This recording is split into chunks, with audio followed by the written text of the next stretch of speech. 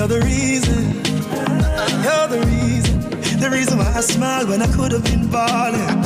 Oh, oh, oh. Say oh, oh, oh, oh. Say oh, oh, oh, oh. Say oh, oh, oh, oh. And before we begin Road to Success, the journey, we have a quick giveaway. So the first person that calls and gives the correct answer to the slogan will win a gift voucher courtesy of Alliance. The numbers to call are 974-5051, 974-5043, or 974-5079. You can also call 618-0352. And here is your question. Real simply, no. With Alliance, money quick, money fast, money reach in a dash. Fill the blanks. Real easy. With Alliance, money quick, money fast, money reach in a fill the blanks. You're the reason.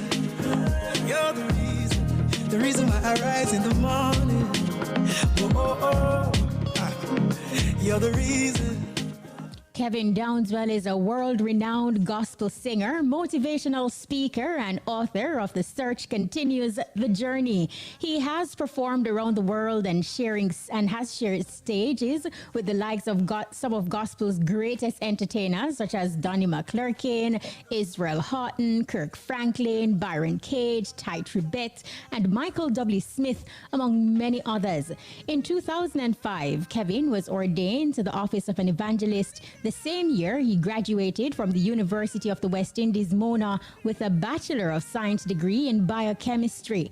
With his hits such as You Make Me Stronger, If It's Not You, and Carry Me, among countless others, this world-renowned gospel star continues to change lives through music. Today, we journey with Kevin Downswell on the road to success. Kevin, welcome to IRI FM, the easy skanking, the road to success. Thank you so much for taking time out of your schedule to share your journey. We truly appreciate it. What's up, my friend? Thank you so much. It's an honor. Thank you so much for having me. Thank you too. Let us just kickstart with your foundation. You're a son of Westmoreland, but you grew up in St. Catherine. How would you describe your childhood growing up in these two parishes? Well, I learned a lot. Growing up being born in South was never easy, especially for my mother. Being born to a mother who was 14 plus, 15 years old. Yeah, she was 15. She was 15 years old when she had me, and it was like, why are you gonna carry this child? Why would you want to carry this child? And she's against all the odds, against all of what the family members would say. My mother would never, quote unquote, dash her the belly. She would never abort. So I came out of what people would define as mistake. And it was tough for her growing up, for her, because after I was born, because she was still a child, and nobody would want to employ a child who just had a child. And so it was tough for her. But as many have heard me said in many different interviews, my mother is my hero. Heroine. She defied the odds because it was tough growing up in South. It was tough growing up in Central Village. It was tough growing up on Maxfield Avenue, because I actually lived on Maxfield as well. It was tough, but my mother was always that force that she would just sacrifice anything to just ensure that her child was okay. She would go to bed hungry and just to make sure that I am fed. Stuff like that. So it was forever, until I breathe my last breath. I will always sing of the sacrifice that my mom went through just for me to be here today. Yeah, so I bless God for her. Passionately about your mom, and talking about what she has done, and she decided to carry her child. But what of your father? Was he any at all in the equation?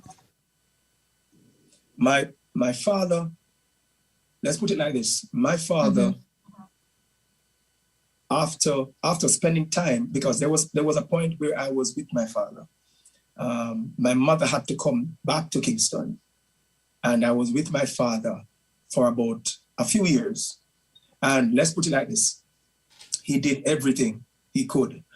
But when I did understand what happened with my father was when I moved up, and I'm now a teenager, and I began asking my mother, where is my father? Where's my father? Where's my father? One day I actually drove down to Sav and had a good sit down with my father because I really wanted to. As a teenager? Yeah. I really wanted the presence of my father in my life. And I really sat down and talked to him and said, why is it that you weren't there? I didn't feel the presence while I was growing up. And it's interesting what he said, because I never had it. And so I felt like he wasn't of any value because he was not able to take care of his child financially. And I just said to him, brother, all I needed was your presence. And all I need now is your presence. That's it. You don't need to supply anything. You don't need to provide nothing. All I needed then was your presence, and all I need now is your presence. And that changed everything between me and my father. It changed everything. I can just imagine how emotional that conversation must have been, because here it is, your teenager having these big conversation with you and actually helping you, putting you on your path to healing. What was that like? It was life-changing. I mean, I remember I was driving up and tears was running down my eyes, man, because I was like, did this really happen? Because this is years of me wanting to understand what happened, and just hearing him say what he said, it's like it changed everything. Every man, no matter who you are, desire the presence of a male in your life, to just ask questions, to just bounce things off, not to mention a father.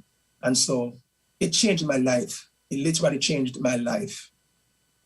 Wow, you are clearly no ordinary teenager though, Kevin, having that type of big man conversation. But how were you able to process all of the information that you got from your dad, and then still seeing how your mom had to struggle to make ends meet, to put you through school and that kind of thing? Did it put your mind at ease, and how were you able to process everything as a child yourself? Well, let's put it like this. I was somewhat of a catalyst that helped my mother forgive my father. Because of my drive to want to resolve things and to get some clarification. With that drive and me pushing, because she was very upset and angry at him for him to not being there. But when she saw my drive to just want to resolve things, she kind of just let go of things, slowly let go. And, every now and then when we would drive to Sab and she would be there, and I would just say, I got to heal my father. She would have a problem. And when they were in each other's presence, she would smile. And so it really helped her get over the pain and the hurt that she went through with him not being there, years before. So all in all, it worked together. It literally worked together with me simply just pushing and pushing and pushing to just want resolution.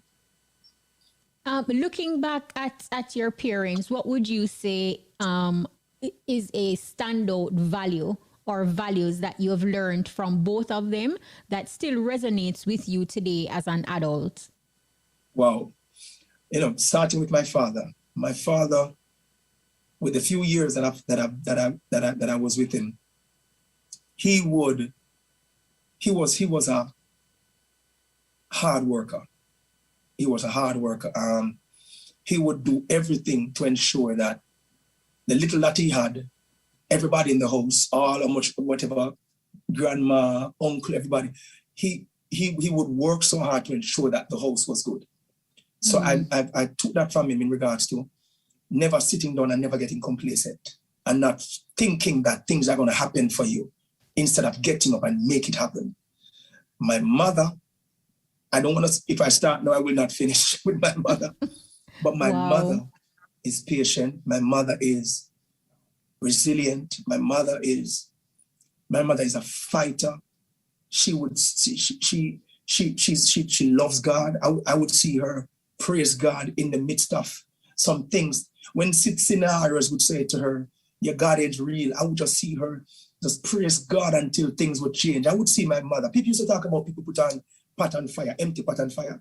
I would see my mother put on pot on fire, believing that something was going to come. So that's not cliche. People literally experienced that, and I did. I would see my mother put on a pot on fire and just believe God, that God, you're going to come through, you're going to come through. And so my mother, her faith is what passed on to me. Just that resilience and just being surrounded by circumstances and still having the faith to believe that it will get better. Learned so much from her. Wow, that is just amazing. So here it is, you know, you're helping mommy, you're helping daddy, you're doing all of that, you're still in school, and your schooling actually brought you to different parishes. How would you describe your school life looking back? Was there any standout experience that helped to put you in the direction that you are now, to sort of shape your personality, your persona, and who you are today?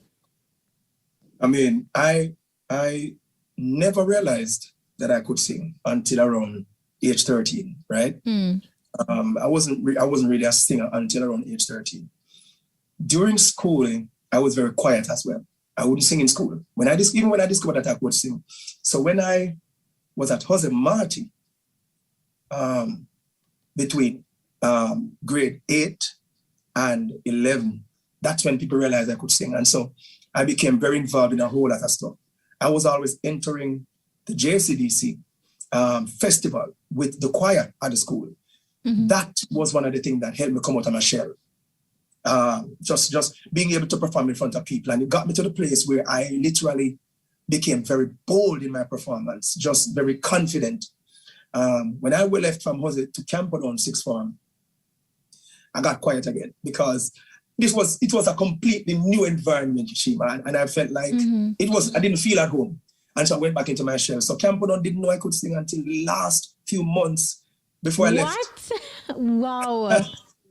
And when they found out that I could sing, they wanted to, but then even then I was still very reserved. It's like I didn't like, I kind of spotlight. What really took place is when I got to UWI.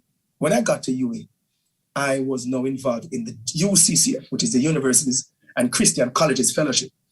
I was involved in just being a part of, let me tell you, the UCCF whether it be at UWI or it literally pull you out of your little corner. Because once you're involved, it's like you're exposed to different kind of people. People who would worship God low, people who would worship God quiet, people with different personalities. And so that taught me to respect people on their level.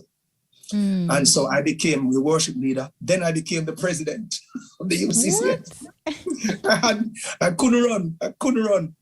And so I became the leader. I became president. And so that the many things that I learned there was so pivotal and so vital in who I am today. Respecting people, being able to lead people without pushing them like a whatever. Lead them, not push them. Stuff like that. Humility, to be able to be at the top, but not, or be head and not having a chip on your shoulder. Stuff like that. To be able to be in the limelight and not use the limelight as, you know, as a platform to showcase you. Because one of the things I learned is being a leader, you're a leader not for yourself, but for everybody. Bula Kishima. Wow. Thank God, because I would be the best performing child in the class, and I would be one of the poorest. But that was not an obstacle. I would jump over them any day, anyhow. On that note, hold that note. We're going to go for a quick time signal and come back. Tell me where you get the money transfer. Alliance. Where you get the money transfer. Alliance. Money when and where you need it. Alliance MoneyGram Money Transfer. The time by Alliance is... It is now 12:45. Precious moments we share with you, everything's so right. Malta, you're full of life. The time by Malta is... It is now 12:45. If you're just joining us, we are on the road to success with Kevin DOWNSWELL. So here you are, Kevin, saying that you're one of the brightest in your class, but one of the poorest. But how did you not allow this situation, your circumstances, to put a damper on your dreams in that moment? Tell us how you did it. I have no idea. It's like, it must be the grace of God, because, I mean, to be in situations like that where everything around you, you know, is so dire and dark and sad and heavy, there had to be something beyond me that was pushing me beyond to look beyond the walls of my situation. I don't know. There was something different. One of the things I remember is I was always a dreamer. I would just sit down and just see myself. I would see myself. Yes. Let me tell you what I literally dreamed. I was sitting down under a guango tree. For those who come from country, you know what a guango tree is. I remember sitting down under a guango tree and dreaming about, because I heard the advertisement on the radio, you know. And I remember, you know, those battery radio, those old battery, long time radio, when them chip was just give them 2 slap, pop, pop, and then coming back into frequency. Yes. And I remember hearing the advertisement, Yui. When I was young, like 7, 8, or 6 years old, and I remember saying, I'm gonna go to that school one day. Wow. I was a dreamer. I would sit down and just imagine myself and just believe. I would just believe, just believe. No matter how loud my circumstances would shout at me to shut up and you're never gonna be this, you're never gonna be that, I would just dream my way out. But did you have people around you at that point, you know, Kevin, that poured positively into you, and did you share your dreams to anyone, or were you just dreaming along and hoping that, you know, eventually you will get there? Absolutely. Random people, not somebody who would be there consistently, but random people who just walk up to you and say, brother, you know, you're gonna be great. There's something about you, stuff like that. There's something about you. In school, they would use my performance to say, keep on going, you know, brother, keep on going, young man, or keep on going, little boy. You're gonna be great, stuff like that. And along the path would come different people who would just speak outside of my mother, who would just speak into my life, outside of my pastors. You know, when I was growing up on Maxfield Avenue, I had a special pastor, Bishop Hamilton, who saw something in me from early out, and decided he was going to take me under his wings and would just check on me every now and then, bring me into his office and say, tell me now, you know, tell me what's going on in your life, what's happening. I don't want you to give up, you know. Wow, amazing. So roughly around 2003 now, you won the Jamaica Cultural Development Commission's JCDC Gospel Song competition with praise. How did you go about entering the competition? I know, you know, throughout your school years, you were entering the competition, you know, as part of your choir and all of that. But who actually pushed you to enter the competition, and did you have any idea that you could win the top prize? I was home. My uncle came. This is now Lubert Levy, the one and only Lubert Levy. Yeah. Wow. He came and he said to me, "Why not enter the gospel, the JCDC gospel festival? You can't sing it." I'm like, "I'm not interested." No way. I was like, "I'm not interested." At that time, my focus was really completing my degree. And to be honest, I really wanted to become a doctor. So my mind was becoming a doctor. I was at UA, and I was studying. And so I thought, yeah, this is what I was made to be, a doctor. And so, but I never knew that it was just my love for people that was driving me to that. I never knew that I was called for something different. But my uncle said, try, man. I'm like, I don't know. And then Sister Pat, yes, the real Sister Pat, for the Lord is my shepherd. She's my auntie. Oh, wow. Oh, wow. And she's like, Kevin, come on, man, just try. And I'm like, and I went in nonchalant. I was quite nonchalant, and I went in, and the rest is history. I went to the competition and won. As a matter of fact, when I was in competition and we went down to the final, I think, the finals, when we're in the finals, I was just cheering on somebody else to win because I thought that person was better than me. I remember the name Barbara Wilson. That was her name. And I just felt like I felt she was better than me. And the night, I put in a piece of performance, you see, on my knees and my hand up in the air. I went all out.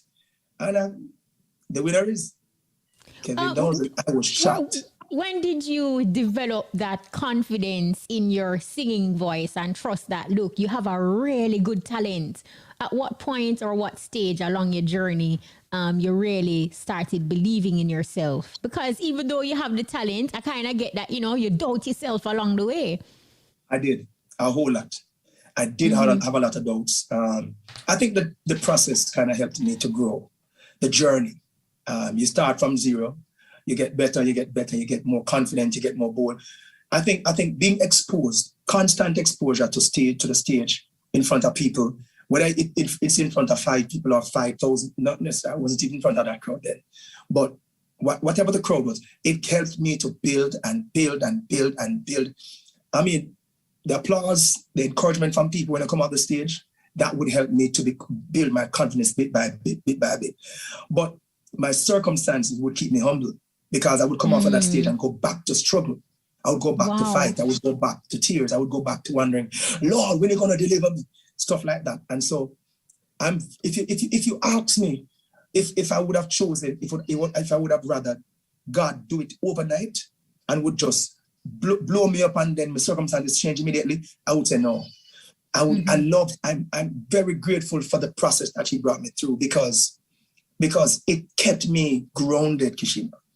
And it helped me to stay connected to the people and the reality of society. Wow. And, listening to you is almost as if your life was divinely orchestrated from a very young age because you have different people, strangers coming in and, saying things to you, encouraging you along the way. And, 3 years later, 2006, here you are, a significant year for you. It represents a period of wins. You were ordained to the office of an evangelist. You graduated from the University of the West Indies, Mona, with a Bachelor of Science degree in biochemistry. And you scored your first hit, Nabo, a collaboration with DJ Nicholas and Jermaine Edwards. Now, in the midst of all these choices, was music a difficult decision? And, just take us back to this crossroad because I can't just imagine how challenging it was. Here it is, everything is on the table all at once. What do you do? What was that like? I mean, I remember saying to God, I remember saying to the Lord, why would you say go full time and give myself to music and to ministry, and then on the other side there's so much going on in my life. I'm opening up empty fridge, I'm opening empty cupboard, and then you're asking me to go sing to tell people that God is going to provide. This is like, I mean, it. And the Lord would just keep saying to me, be patient, I got you, relax. And I remember when things started happening, like for example, when I released my first album in 2008, I remember we had a building that could hold maybe 1,500 people. And I got my first big sponsorship, which wasn't big, but was big to me then. From a major company. And when I got to the venue, the building was full and half of those who were inside were outside. That's when I was blown away. I was like, what is this? And then, things began to change little by little in regard not just that I was becoming more popular, but God was slowly breaking some stuff in my life. Poverty was breaking a lot of areas. And the funny thing is, He never did it quickly. He never did it fast.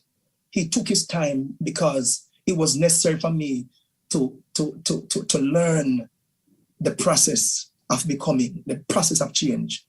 And God is just good, man. I'm grateful simply because of how he did it. You understand? I'm very grateful. He kept me solid. He kept me grounded. Not just that. I'm a people person. The other day I was on the stage in Tivoli doing a show like 4 days ago. And when I'm in the midst of and presence of people like that, it's when I shine most. I love being among people because I know exactly what they have been through. Wow. You know, it is just amazing because one of the things that you said that stand out to me is the fact that here it is, you are to go out and minister to people and tell them that, you know, God will provide, and you were going home to empty cupboards, like your situation. Empty fridge. You know, like you really didn't have it. But what kept you still believing, you know, like having the faith that eventually things will turn around when your reality was nothing close to turning? What kept you believing? You know, how your faith was so strong? I mean, we never underestimate the presence of God in a man's life. I mean, when you spend time reading the word of God, when you spend time in prayer, when you spend time just sit down in his presence and just hear him speak, it's like it lifts you beyond circumstances. That was what kept me going, just to know that the Lord would say, it's gonna get better. Your best is ahead. It's not this. This is not the full stop. This is not the finish line. It's gonna get better. I remember, for example, when I was writing You Make Me Stronger, people shocked when I would say this. But when I was writing You Make Me Stronger, this is me sitting down in the living room, Kishima. Yes, sitting down in my living room, cupboard empty. This is me sitting in the living room. The house was empty. And I was so depressed. I was like, God, what you doing to me? And what you doing? And the Lord, I would just feel like I just felt like I needed to write what I was feeling. And I went into the living room, grabbed my pen, grabbed my paper. And the Lord just said, what you want? Don't talk about what you're going through. Talk about me. Talk about how big I am. Talk about how magnificent I am. I'm going to say, you're my creator. I wrote, you're my creator. Lord, you know my times. Keshiva, the seasons of breakthrough, my seasons of trial. So I will seek you and you will find. You make me stronger. Oh God, this was me not writing a song to get popular, Keshiva. This is me writing my situation. This is me writing what I was facing. Wow, that is just the beauty of the realness. And on that note, we're gonna go for another break. But when we come back, we want to find out, because You Make Me Stronger is not the only one. You're talking about songs like Carry You and If It's Not You. You know, these are songs that evoke emotions and hit people some type of way, give people goose pimples, change lives. So we're talking with Kevin Downswell. We soon come back. Stick and stay. When me use Island Fresh with aloe vera, it make me skin feel so much smoother. So if you want to feel better and smell fresher, use Island Fresh with aloe vera. Manufactured by Island Products, 934-0666. The time is... It is now 12:59. We are standing by, so listen up. Your top draw dollars, pick 2, pick 3, pick 4, hot pick, and cash pot lunchtime draws up next. For your grace is sufficient to keep us. For your strength is made perfect when we're weak.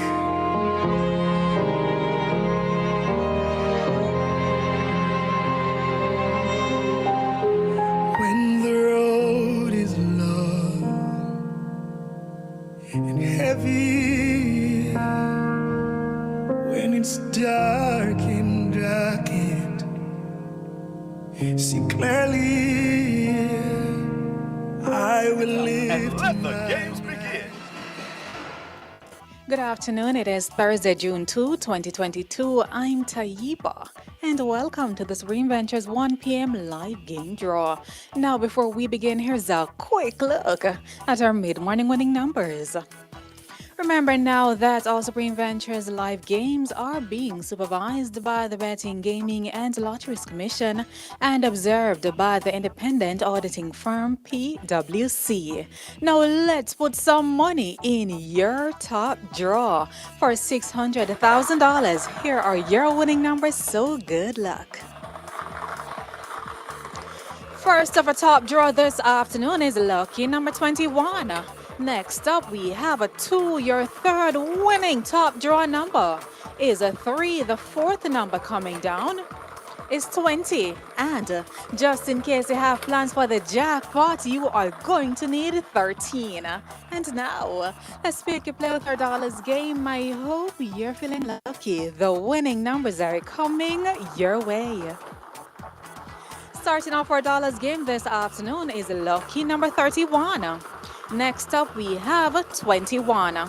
Your third winning dollars number is 6. Now, after 6, what do we have? We're counting up to the number 7. Following 7 in our dollars game is lucky number 2. And coming down slowly but surely is 11. After 11, we have 22. Now, I do hope I'm calling your numbers because I'm ready to wrap things up with the numbers 18. 32, 24, 36, as well as lucky number 28. So now for some easy winnings with our Pick 2 game. The winning numbers are coming right up. First up, a Pick 2, 28. And the second winning Pick 2 number is 24. So once again, 28 and 24 are your winning Pick 2 numbers. Up next, you can play it 3 ways. That's, of course, our Pick 3 game. Here we go. First up, that's a 3. The second winning Pick 3 number is 2. And your third and final number this afternoon is 4. So once again, 3, 2, and 4 are your winning Pick 3 numbers. It's time to turn up your winnings. Get ready for Pick 4. And you know the first winning number is 0. The second Pick 4 number is a 3. The third number, what's it gonna be? 9. And your fourth and final Pick 4 number this afternoon is lucky number 2. So once more, your winning Pick 4 numbers are 0, 3, 9, and 2. It is a full winner. What do you say we heat things up with Hot Pick? Here we go. This afternoon's winning Hot Pick number is lucky number 6. Congratulations to all our hot pick winners. Again, the winning number is 6. And the cash pot money trainer on. For this week, you win all of $290 for every $10 winning cash pot bet. Let's get ready to play our cash pot game for Thursday, June 2, 2022. You live to play it, but can you win it? Get ready to be a big winner, and let's see what the winning number is going to be. This afternoon's winning cash pot number is lucky number 4. Congratulations to all our cash pot winners. Again, the winning number is 4. And it's now time for some mega winnings. So, good luck to you. What's it gonna be this afternoon? It is gonna be the mega ball that was selected. Go mega 6 times per day for more chances to win big. So again, the winning cash pot number is 4. Like a mark egg, and of course, the mega ball was selected for Pick 3, Pick 4, Hot Pick, and cash pot. Now let's take a look at this afternoon's winning numbers, and of course, congratulations to everyone who won. New scratchers now available. Get money slots and cash on the spot games right now. Win off right away. Please join us again at 3 p.m. for more games you love to play. I'm Taiba. Have a supreme afternoon. Hope you were a big winner. Play your favorite Supreme Ventures games every day and tune in for our live draw 6 times a day at 8:30 a.m., 10:30 a.m., 1 p.m., 3 p.m., 5 p.m. and 8:25 p.m. on this station. Supreme Ventures, making winners every day. That was the lunchtime top draw dollars, pick 2, pick 3, pick 4, hot pick and cash pot draws. Congratulations to all of today's winners. Join us again at 3 p.m. for another chance to win in hot pick and cash pot special pot draws. Now, welcome back. If you're just joining us, we are on the road to success and we are journeying with none other than Kevin Downswell. Inspiring conversation thus far. Now, Kevin, before we went to the cash pot break, you were talking about when you wrote "You Make Me Stronger." You literally had nothing, and it was just basically a reflection of what you were experiencing at the time. Now, when we look at songs like "You Make Me Stronger," we look at songs like "Carry Me," and also "If It's Not You," and many others that really evoke some sort of emotions, and it touches you as the listener. You know. Take us to your creation process, and like you said, that particular song, you did not create it, for it to be a song out there like that. It was basically chronicling your experience. But how do you feel when you see how people are reacting to the music that you put out and how it touched them in that type of way? Are you surprised? Yes, I am. Always surprised.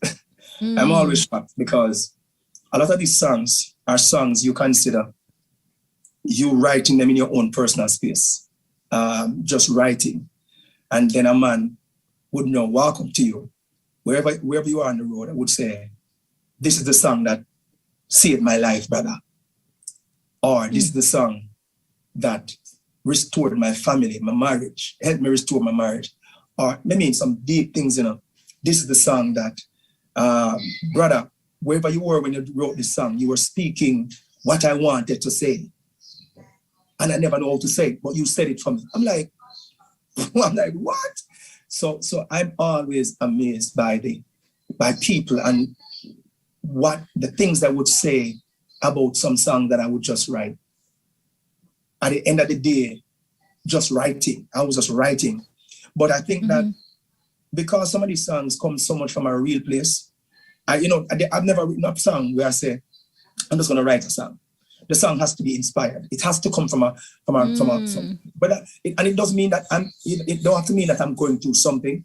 It just have to be inspired. It has to be, I don't just write songs to just write songs. No. Songs have to come from something. It has to be inspired from a deep place. As a matter of fact, there's so many songs that I've written.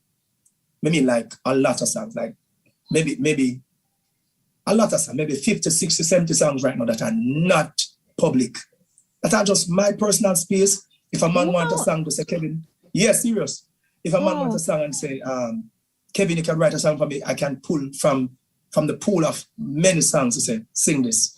Because I just feel like, for example, for me, I would write a song, produce a song, Kishima, and have it put down for like 5-6 years and release it. Because then again, I'm very patient when it comes to time and season. You understand? And for example, Carry Me was written like 2-3 years before it was released. Wow. And it was right before the pandemic when I just felt like the Lord was just saying, drop this song now. When I said the pandemic never hit, it never hit. It really hit us March, April. We started feeling it. But I released Carry Me January, February of 2020. I never know that we were about to go through something like that. And so I have songs, many songs produced and put down where I'm not in no rush until the right time. And whether produced, whether written and not produced yet, but I'm a patient guy who just believe in timing. I just believe in timing. I just believe in doing things when it's right and not rushing things. And, talk to us about even the production side of things, because when we listen to your material, not only how it is written, but how it is arranged, how it is presented, the delivery and the composition, like the entire music that you put forward, it does something to people. Take us through that production side of Kevin Downswell when you're in your zone and you're putting together a song. You know, I must big up all my band members and team members who help me make sense out of my nonsense. Seriously, because I would maybe be at home and I would get inspiration and I would play the chords on a little Casio or a little pang pang piano. But when I'm among my guys, which is a sign, which is truth that no man is an island. I give thanks to my drummer for my team. Just when I get that song and I bring it to them, they would say, "All right, go here, so," instead of "go here, so," with the key. Do this, do that, and so it's a collaborative effort. It's a contribution from different talents and gifts that help me bring together something that is as beautiful as you guys here today. And so it's never just Kevin Downswell. Just the foundation and the framework might be me. But then big up to McKeezy, big up to my producer, who would push me. And sometimes I would be in the studio and he would say, "Brother, that line they're boring. Yeah, sing it boring." And I would say, and he knows enough because he knows if he says something like that, he might challenge him to just push and just go hard. Yes. And he would say, "Brother, that boring. You have to do better." The minute he said that, Kichima, what do you mean boring? All right, then fine. And so thanks be to God for these guys who would and just unearth some stuff inside of me that sometimes I don't even know were in me. Sometimes I would finish a song and I would sit down back listening to it and he's looking at me, I'm looking at him saying, "That just come out of me? Like, that just happened a while ago?" Yeah, just thanks be to God for people like that who would push you. Yeah, you know who you are. Yes, you know what you can do, but sometimes they help you to discover things that you didn't even realize you were able to do. Activate levels. Yeah. Help you to unlock. Yeah. But, you're talking about your writing and the composition of the music, but you are also an author. 2015, you released your book, The Search Continues the Journey, which is a spin-off from the album, The Search Continues. Give us a synopsis of the book and why you felt like this album needed a book to further delve into the material that you sang about. I was always, whenever I was traveling, people would ask me, "What's the background behind this song? What were you going through with this song?" And you can't answer everybody. For example, you come off the stage, the line is long, like a 100 meter. You can't answer everybody. So I decided, you know what? Let's get this done. Get this into a written format. Not just that, but I recognize that I love reading books that have photos, pictures. I don't know. All the man out there, I don't know about it, but I love it. I used to find it hard reading a book. It's different now, but I love visuals. And so what I did, in addition to the book breaking down the songs, helping you understand the song itself, the songs themselves, and helping you understand the background with the songs. We also have photos of some of my tours, some of my dates, encounters with people, being on stage, taking a photo with a fan, stuff like that. And so the book is a whole experience. It's a whole 360 experience of Kevin Downswell. Awesome. We're going to go for a quick time signal. Soon come back. Are you a tourism worker? Then sign up for the Ministry of Tourism's innovative Tourism Workers Pension Scheme and retire in comfort. The time by the Ministry of Tourism is? It is now 1:14. Now, is the book still available worldwide? And what do you want readers to, take away from it? I purchased the book now. I'm going through it. What message you want to resonate with them? Wow. Well, first let me ask. I need to check my wife where that book is available because she viewed it at the administration. I was checking for it. I wanted to get a copy before the interview, so I did see it on eBay. I'm not sure about other platforms. I tried on Amazon, and I didn't see it pop up on Amazon. So, but I definitely saw it on eBay. It's not on Amazon, so we got some work to do. We need to make sure it's on Amazon. Yes, for sure. Like yesterday. Thank you for that. But I mean, what the book is called The Journey. The search continues the journey. One of the things that I want, maybe let's say artists or people who write or people who try to inspire people. One of the things I want to encourage you to do is, one of the things I want to leave with you is this, that whenever we do things from a real place, it connects with real people. It connects to a real place in people. And so sometimes when we try to overdo things and try to do things just to get a big buzz or to get a big this, most of the times it don't happen. It's allowing life to take its course. For example, me, I don't ever try rush things, and the book speaks about a lot of things in regards to my journey. Don't rush your process, because sometimes, for example, you're at 2015, 2018 might be a complete different you, but to try and force 3 albums into 2015 and 2016, that would have been a better album if you had just relax and just wait for time to take place. Because 2018 you is different from 2015 because of the experiences that you would have had and the knowledge you would have garnered.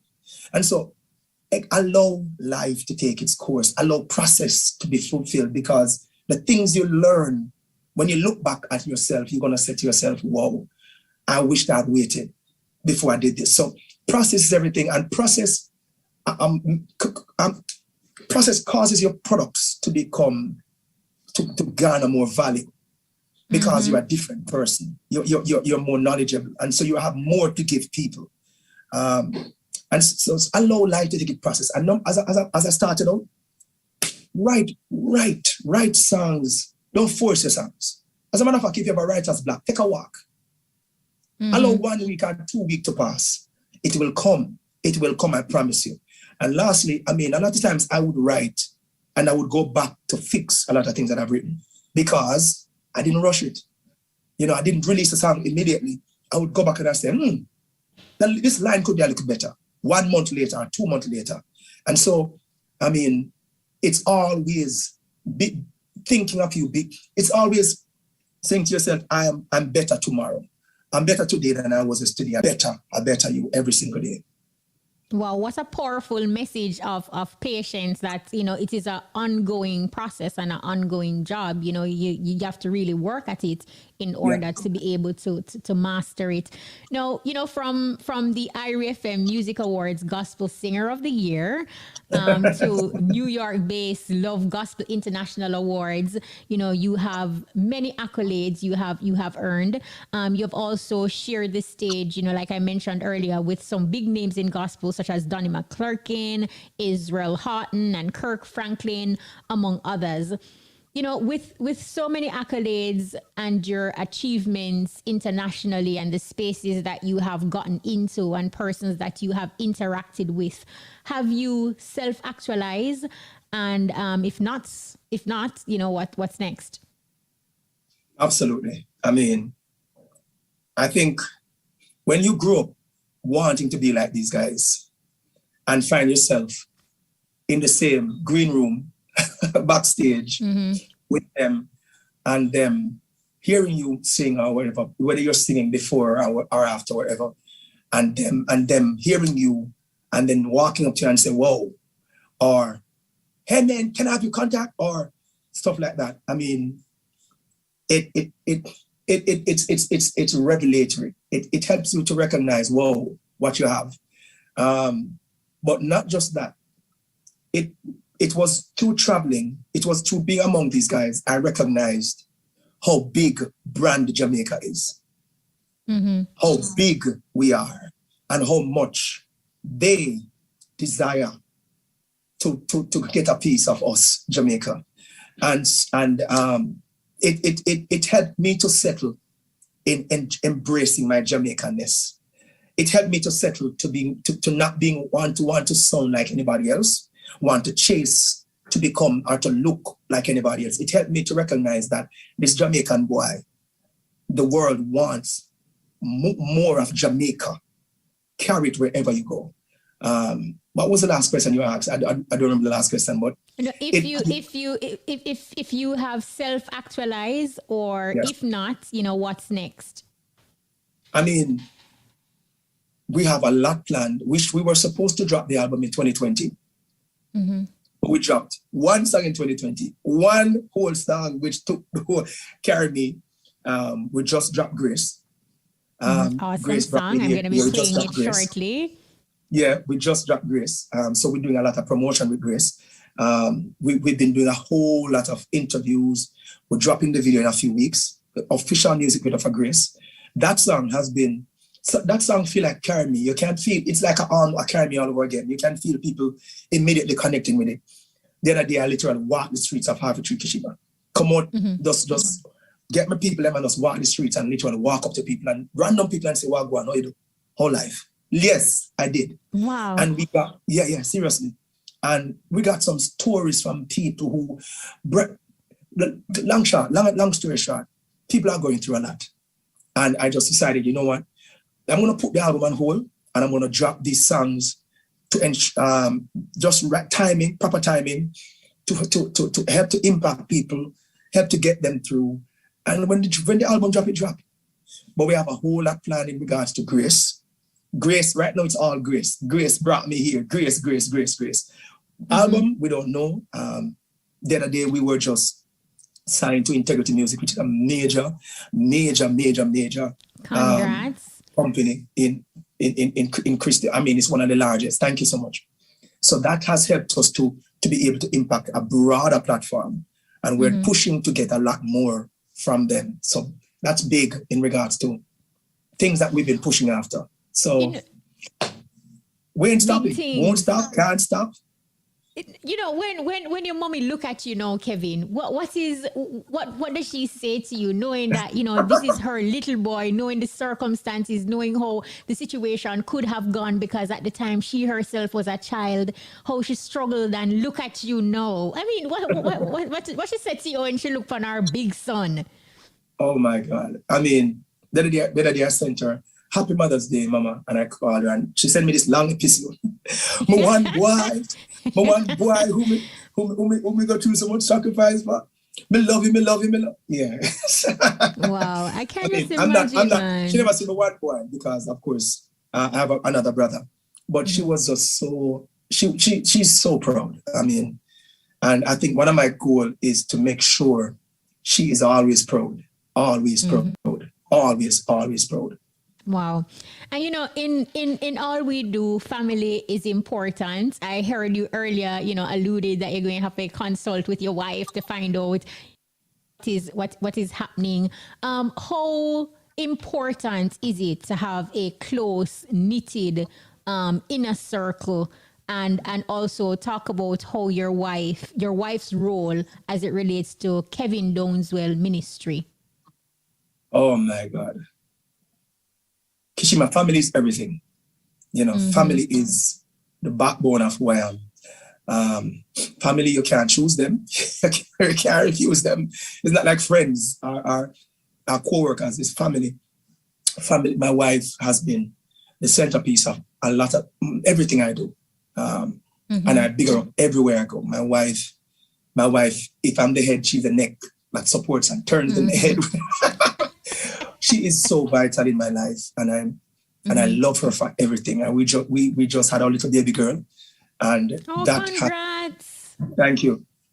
That has changed everything in my family. So when I travel, wherever I go, my mind is on coming back home all the time, because you know, for example, I left them for an event in the US a few days ago, and you just wanted to come back and open that door and that little excitement, and run into the door. So, I mean, family is everything to me. And I think that because of what I went through with my father and so forth, I want to make sure that, you know, my generation, the next generation, would break that thing, would break that cycle, and for them to recognize that you just be there, be present. I want to make sure I'm a present dad. I want to make sure I'm there in everything that my kids, you know, the best way I possibly can. I want to make sure I'm there. I'm very present, and I'm giving everything single day. And even when I'm not home, I want to make sure that I'm still present. as best as possible. Wow, that's I'm not awesome, sure and if I that's answered definitely the all way your to go. questions. Did I Yeah, answer all man, your you questions? did. Yeah, man, you did. I mean, you're oozing with passion, so, and that is good. That is good. You know, looking back at your journey and where you are now, what would you say is like one of the hardest decisions that you have ever had to make along the way? Wow. The hardest but the most incredible decision I ever made was choosing ministry over medicine. So it's like you're now at this place where you got to the medicine, you're getting your books together, and you're in prayer, and you just know, so God, I try to tell you, say, you just know, you don't have to, you just know the Lord has said to you, brother, you've gotten your degree, biochemistry degree. I know you love your medicine. You think that you were born to be a doctor, blah, blah, blah. But you know deep down that you're not called for that. I was afraid of the first sight of blood. Where was I going? Kishima. And it's like, it was the toughest decision ever made because I bawled and said, God, why would you do this to me? Why would you have me? Why would you do this to me? And I would blame God, and God would just sit down and just say, just give you a little time to just get over yourself. Get over yourself a little bit.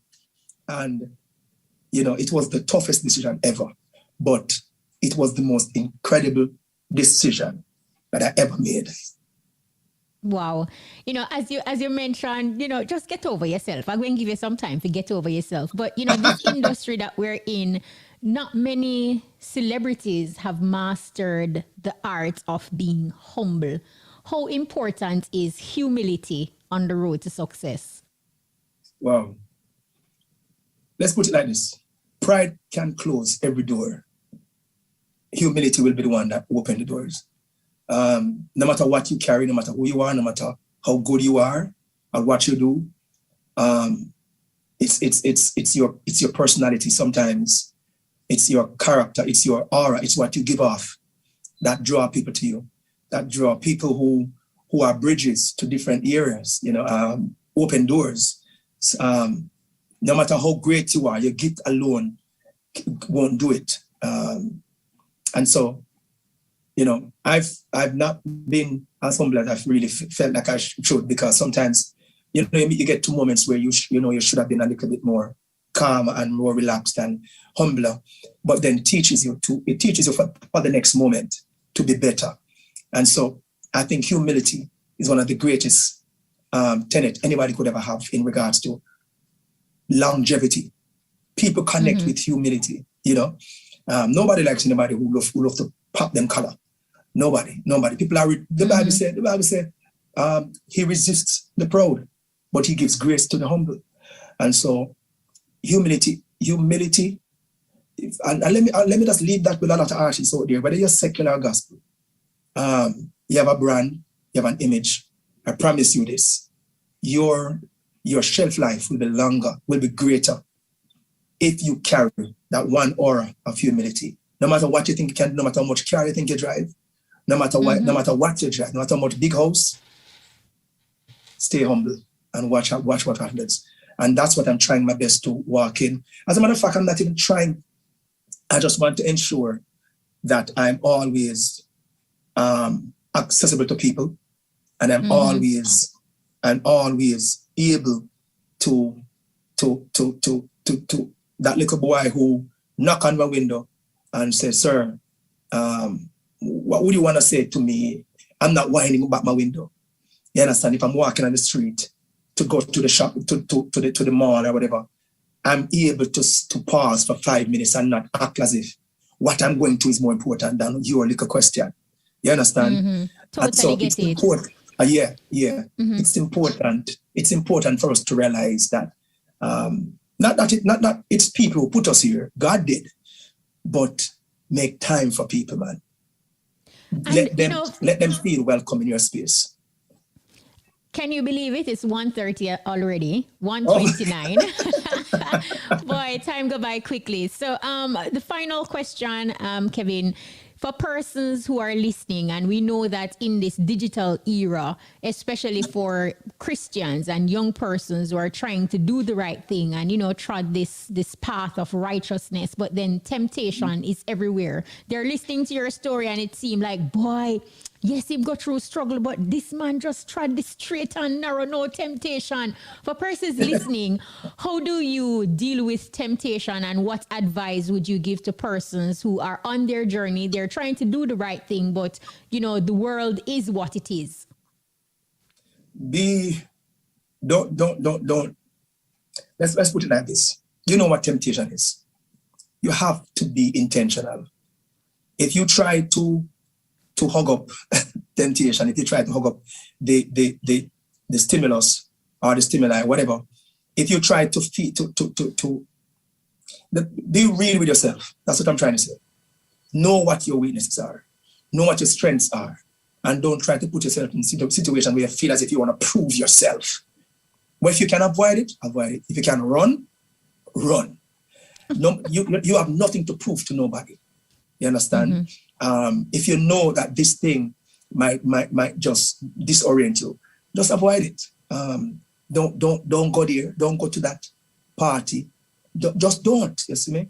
Because at the end of the day, we might feel as if just don't. But temptations are always real, and we don't always win. As much as we feel as if we're perfect, we don't always win. And that comes right back to the grace of God, Kishima. The grace of God has been everything to me. When you would just feel like, God, but I'm not, I don't feel as if I'm up. I don't feel as if I'm worthy. God would just say, listen, my grace is enough. So it's like, it comes right down to, I might not be worthy enough, but you are. Your love is enough for me. You don't wait for me to get it right for you to love me. You love me anyhow. You don't wait for me to fix it, make it perfect for me to recognize that I'm loved. You love me. You love me just as I am. And so that's one of the things that has been a blessing to me. The fact that you ain't perfect, but God's love is constant. Wow, Kevin Downswell, thank you so much. Oh my goodness. This was absolutely awesome. Can I tell you something? The messages are coming in on WhatsApp and people are commenting. They are expressing themselves. This one says, wow, Kevin Downswell, wow, I am not religious but spiritual. He is so inspiring. Journey transcends humans globally. Presence over presence.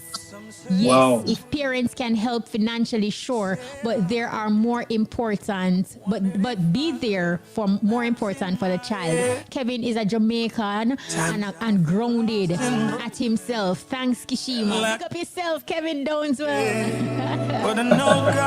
This person says, great interview, very inspiring and motivating story. Love it. It's Irie Picnic Pops, in Lacovia. Irie a shot. How did I get here? This person says, touching interview to Kevin Downswell. Keep on going. My brother, Prince Jasper from Top Road, Darliston, Westmoreland. This person says, hats off to Kevin Downswell. Big up yourself and big up your family. You are on my best of the best group of artists. I was one of the two cameramen who recorded you in Mandeville Park in 2004 at Back to Basics Gospel Show. Sam Wisdom and Lester Lewis were there too. Keep going, Kevin. We love you. I am Trailman from Warsop in Trelawney. Jamaicans are commenting. Jamaicans are expressing themselves. This person says, heart of love. Big up to Kevin Downswell. Absolutely love the interview. This one says, powerful man of God. One of my favorite gospel artists. God bless you, Kevin. Keita from Ochereus. Big up yourself. And now I'm going to play from the very top. This is Kevin Downswell. Brand new song, Grace. Reggae Radio, Irie FM. Can't do without it. Yeah. Thank you. Thank you. Some say I wouldn't, said I couldn't. Wondered if I could. Battles in my head. Times I felt lost and broken, felt like I couldn't make it through the day. But I know God has spoken, and He promised not to leave me. So I'm standing here today saying, how did I get here? I call it grace, grace, grace. Grace brought me here. If it wasn't for your grace, I call it grace, grace, grace. Grace brought me here, God. If it wasn't for your grace, times I felt lost and broken, felt like I would have never made it through the day. But I know God has spoken, and He promised not to leave me. Never knew you'd still be here. Never knew you'd still be safe. Never knew you'd smile again. Never know you'd hope again. So I'm standing here today singing, how did I get here? I call it grace, grace, grace. Grace brought me here. If it wasn't for your grace, I call it grace, grace, grace. Grace brought me here, God. If it wasn't for your grace.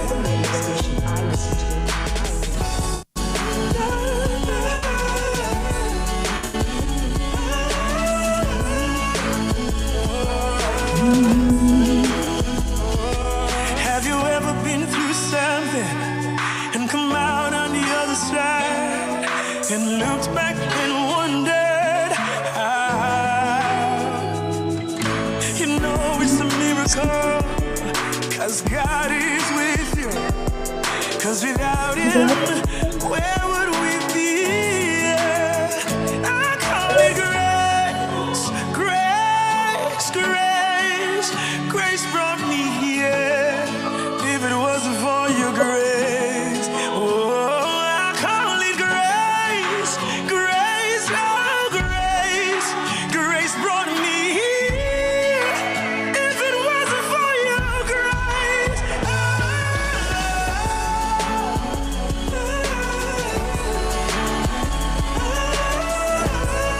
What a beautiful song. Martha the Barber in Augustown says Kevin Downswell is one of the best gospel artists. You can feel the Holy Spirit when he's performing or even just listening to his songs. Keep spreading the word of God, my brother. This one says Kevin Downswell, spirit fulfilling. Awesome interview, young man. Keep on doing it, you know. Great, great, great job. She also says, good afternoon, Kishima. You always bring out the right intellectual people to the interview. It's Vivian from Lincoln. All right, Vivian, big up yourself. First says, enough love, Kevin. You are one of my favorite singers. Jaliv, my brother. It's Jabi from Rock Spring. Absolutely awesome. Thank you so much again to Kevin Downswell. Stick and stay. See you on the flip side of this break. Introducing Wendy's new fries. Get to Wendy's and try our new hot and crispy fries. The time by Wendy's is... It is now 1:38. Up, up, up, put your plans in motion. There's a JN Bank loan just for you. That's true. Put your plans in motion. JN Bank will help you see them through. A JN Bank unsecured loan can help you fix up your home, handle that emergency, consolidate debt, and more. Borrow up to $5 million with low monthly payments. Put your plans in motion. Monthly payments as low as $19,999 per million. Conditions apply. JN Bank will help you find a way. The Jamaica Premier League, powered by DigiCell, is heating up. Come out and support your favorite team. I'm here to tell you about Dumbo, Waterhouse, Tivoli Garden, Mount Pleasant, Arnett Garden, Cavaliers, Montego Bay United, Mullines United, Harborview, Humble Lion, Via United, and Bournemouth United. Don't miss out on any of the action.